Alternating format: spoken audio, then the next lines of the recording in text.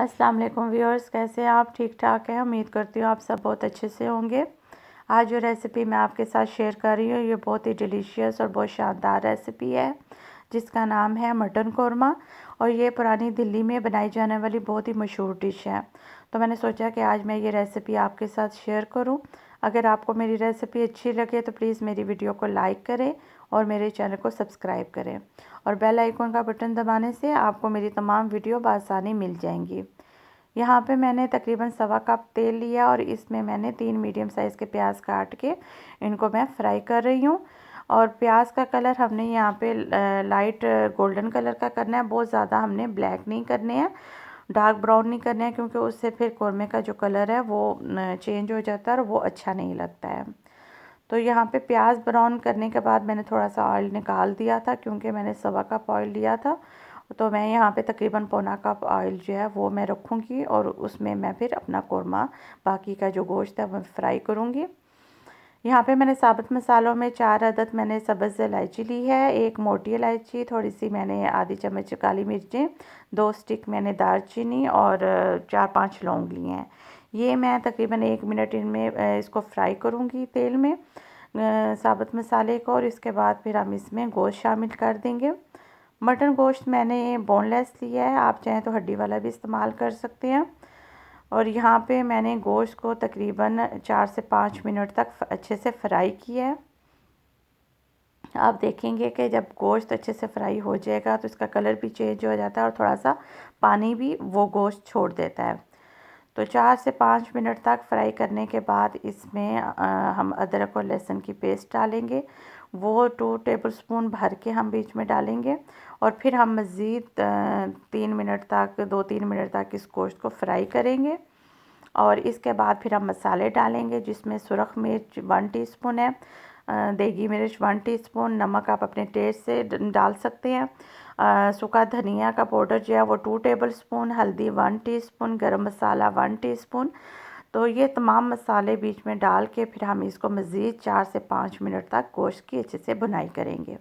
यहाँ पे मैं आपको मसाले डालना जो है वो वीडियो में नहीं दिखा सकी, क्योंकि मेरी थोड़ी सी यहाँ पे प्रॉब्लम हो गई थी वीडियो में।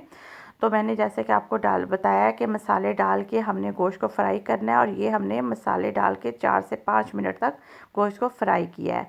उसके बाद फिर हम इसमें पानी डालेंगे। पानी मैंने यहाँ पे 1 कप डाला है और इसके बाद हम इसको बॉईल करने के लिए रख देंगे। तो अगर आप प्रेशर कुकर का इस्तेमाल कर रहे हैं तो आप अपने हिसाब से पानी डालें।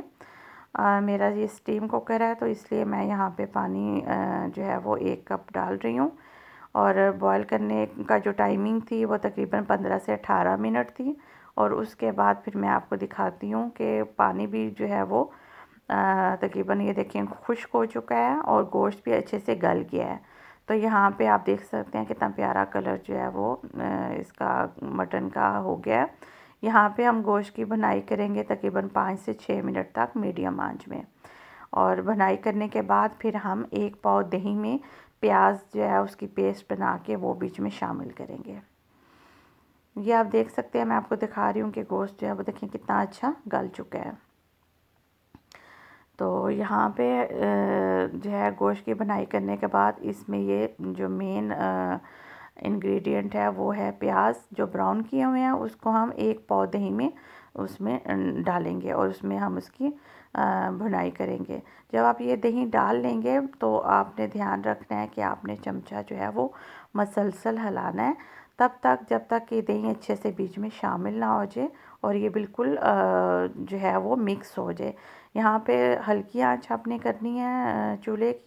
और आपने ये ख्याल रखना है कि दही जो है वो दानेदार ऐसे वो फुटकरी सी जो जैसे है वो वैसे ना बन जाए, क्योंकि अगर वो वैसे ही होगी दानेदार दही तो फिर कौरमा जो है वो देखने में अच्छा नहीं लगता है। तो आप ये देख सकते हैं कि कितना ज़बरदस्त यहाँ पे ये मिक्स हो चुकी है। इस टाइम पे हम बीच में 1/2 टीस्पून जायफल जावित्री का पाउडर और केवड़ा वाटर जो है वो 1 टीस्पून या 1 ढक्कन हम डालेंगे। और इसके बाद हम आधा कप पानी डाल के और हल्की आंच में हम इस मटन को पकने के लिए रख देंगे। और इसके बाद फिर मैं आपको दिखाऊंगी और इसकी जो टाइमिंग है तकरीबन 10 से 12 मिनट आप इसको हल्की आंच में रखें। ये आप देख सकते हैं कि 10-12 मिनट के बाद ये कितना बेहतरीन मटन जो है ये तैयार हो गया है और अब आप इसे डिश आउट कर सकते हैं। ये देखें कितना ज़बरदस्त डिलीशियस हमारा दिल्ली का मटन कोरमा बन के तैयार हो गया है। इसको आप नान, रोटी, चावल या पराठे किसी भी चीज़ के साथ खा सकते हैं और ये बहुत ही यकीन माने कि बहुत ही ज़बरदस्त किस्म की रेसिपी है। आप एक दफ़ा ट्राई करेंगे तो आप कहेंगे कि हम ये बार बार खाएं। अगर आपको मेरी रेसिपी अच्छी लगे तो प्लीज़ मुझे ज़रूर इसका फ़ीडबैक भी दें और मेरे चैनल को सब्सक्राइब भी करें और मेरी वीडियो को लाइक करें। इंशाल्लाह मैं नेक्स्ट टाइम फिर किसी अच्छी रेसिपी के साथ आपकी खिदमत में हाज़िर होंगी। तब तक के लिए इजाज़त दें। अल्लाह हाफ़िज़।